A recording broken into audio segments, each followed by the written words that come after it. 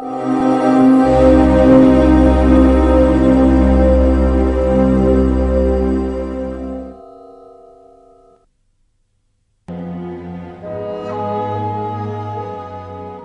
communauté de Saba faisait partie des 4 plus grandes civilisations de l'Arabie du Sud. Grâce au barrage de Marib, construit avec une technologie plutôt avancée pour cette époque, le peuple de Saba possédait une grande capacité d'irrigation.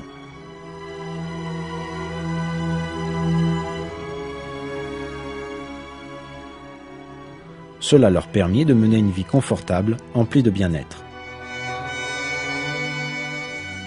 Pourtant, au lieu de remercier Dieu pour tous ses bienfaits, le Coran nous informe qu'ils se détournèrent de Dieu.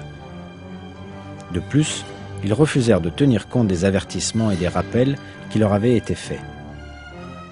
En raison de leur faible valeur morale, ils ont mérité le châtiment de Dieu. En 542, leurs barrages s'effondrèrent et l'inondation d'Arim détruisit toute leur terre. Les centaines d'années de labeur des Sabéens disparurent soudain avec la destruction de vignobles, de vergers et de terres cultivées. Cette inondation est décrite ainsi dans le Coran.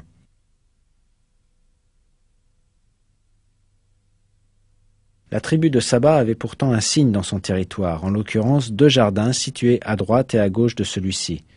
Mangez de ce dont votre Seigneur vous gratifie et témoignez-lui votre gratitude pour ce pays si agréable et pour un Seigneur accordant volontiers son pardon.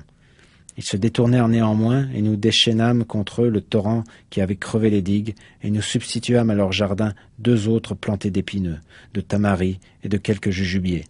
C'est ainsi que nous les rétribuâmes pour prix de leur mécréance, et qui donc est ainsi sanctionné si ce n'est le mécréant?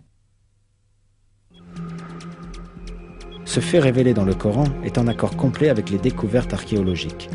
L'archéologue chrétien Werner Keller, auteur de l'ouvrage La Bible en tant que livre d'histoire, reconnut que l'inondation d'Arim s'était produite selon la description du Coran, et il écrivit que l'existence d'un tel barrage et la destruction du pays entier suite à son effondrement prouvent que l'épisode coranique relatif aux gens du jardin a bel et bien eu lieu.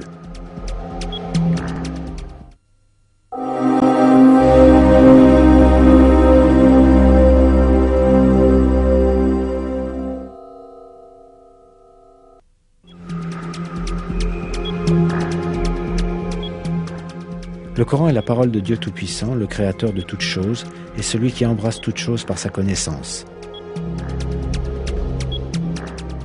L'une des innombrables preuves de ceci est la façon dont ces versets contiennent des vérités sur des sujets scientifiques, sur le passé ainsi que le futur, que personne ne pouvait connaître à l'époque de sa révélation.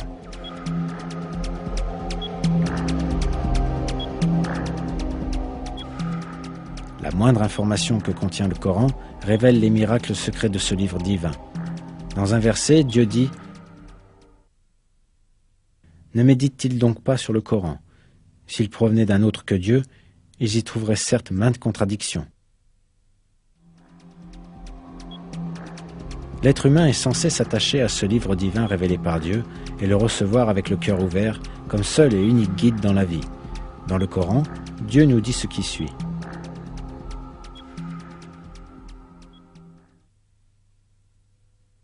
Ce Coran n'est pas susceptible d'être faussement attribué à un autre que Dieu, mais il est la confirmation des Écritures antérieures et un livre détaillé qui ne fait point de doute de la part du Seigneur des mondes. Ou bien prétendent-ils que le prophète l'a inventé? Dis-leur, produisez une seule sourate semblable, et hormis Dieu, appelez qui vous pourrez à votre aide si vous êtes sincères.